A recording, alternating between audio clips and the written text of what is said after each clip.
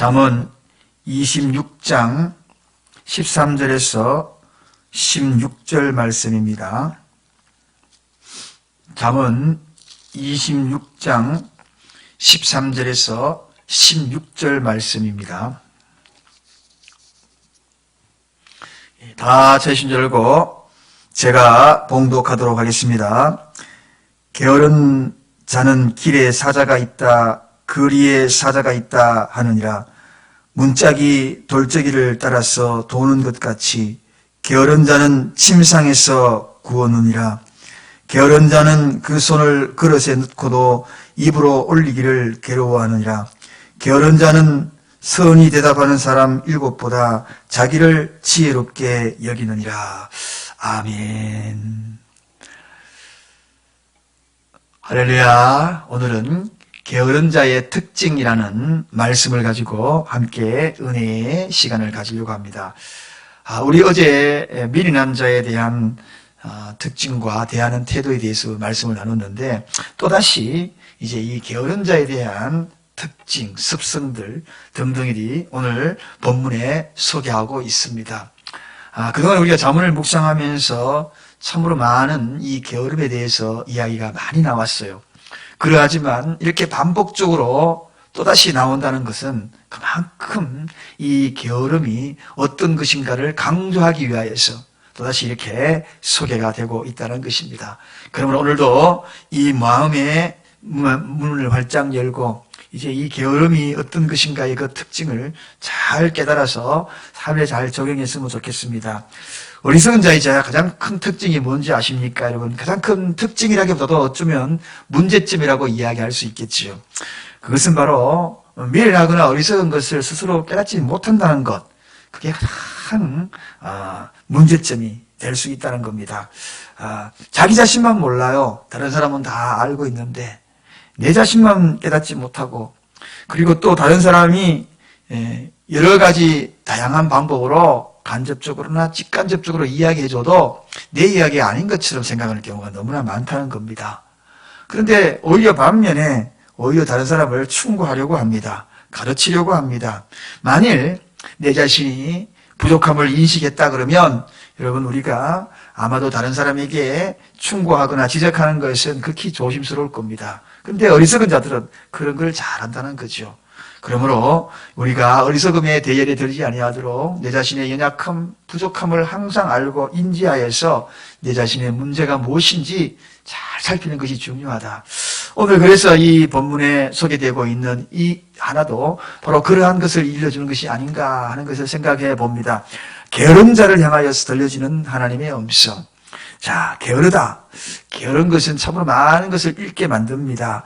그래서 오늘 이 본문을 통하여 게으름에 대한 특징을 잘 알아서 행여나 이러한 특징들이 내 속에 있다고 생각이 들 때는 빨리빨리 그 특징들을 잘 간파하여서 수정하고, 그리고 깨우치고, 그리고 새롭게 그 게으름에서 탈피하는 그러한 은혜가 우리에게 필요하다는 겁니다. 그래서 이 잠언 말씀이 참 중요합니다. 오늘 이 말씀을 함께 봉독하는 이 시간 동안에 행여나 이러한 게으름의 속성이 있다면 여기에서 정말 그 게으름의 껍질을 벗고 새롭게 거듭나지는 저와 여러분들이 되시길 간절히 바랍니다. 자, 게으른 자의 특징 첫 번째는 13절에 있습니다. 어떤 특징이 있는지 한번 보겠습니다. 게으른 자는 길에 사자가 있다, 거리에 사자가 있다 하느니라, 이렇게 이야기합니다. 여러분, 이 한마디 사자가 있다, 저기 사자가 있다, 여기 사자가 있다, 정말 사자가 있어서 그런 것이 아니라 다른 말로 이야기하면 게으른 자는 참 변명을 잘한다는 겁니다. 변명 잘하는 사람, 미련한 자의 특징이요, 어리석은 자의 특징입니다. 어리석고 미련한 자의 특징이 뭘까요? 변명에 익숙한 사람이라는 것입니다. 그러므로 게으른 자는 변명을 잘합니다.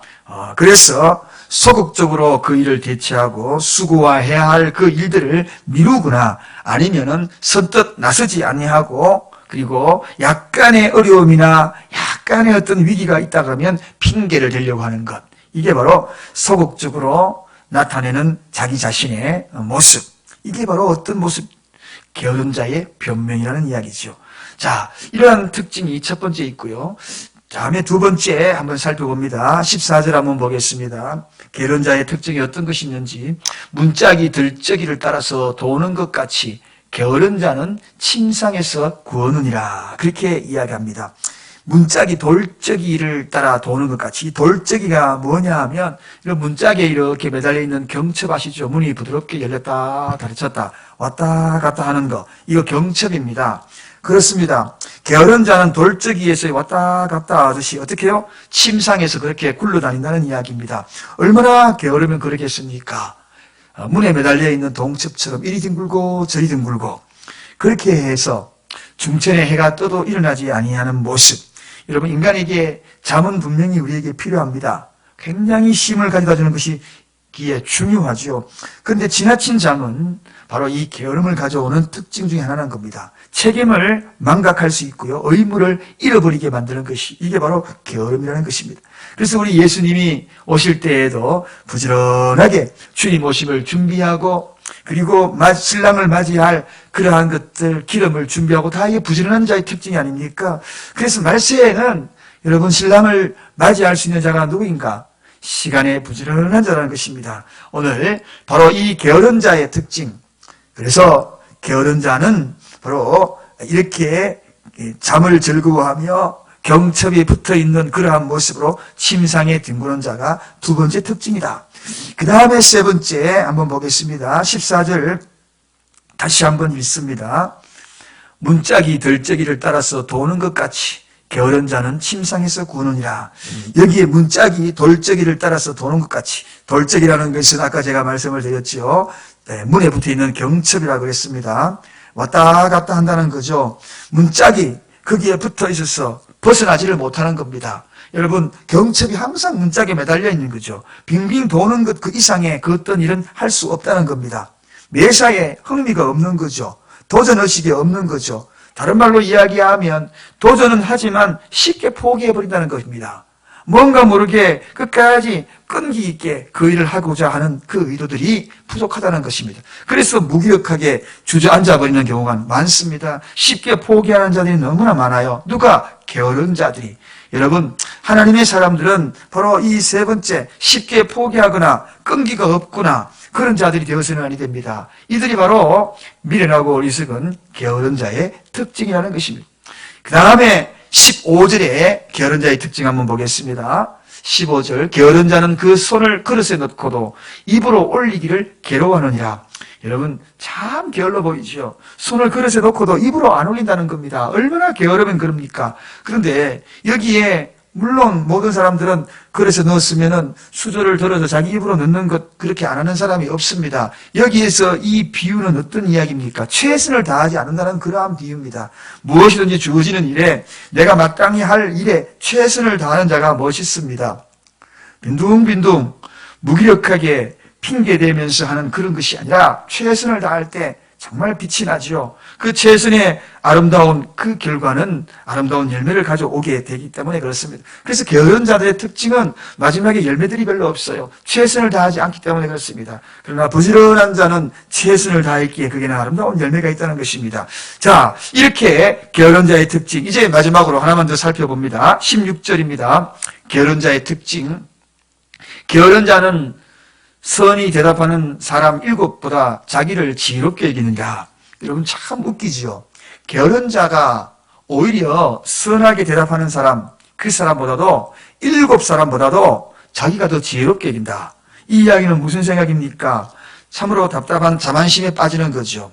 쉽게 자기 자신을 평가하여 부지런한 사람을 오히려 그들을 어리석다라고 이야기하는 자입니다. 나처럼 이렇게 놀면서도 잘할 수 있는데, 이런 어리석은 생각을 한다는 거죠.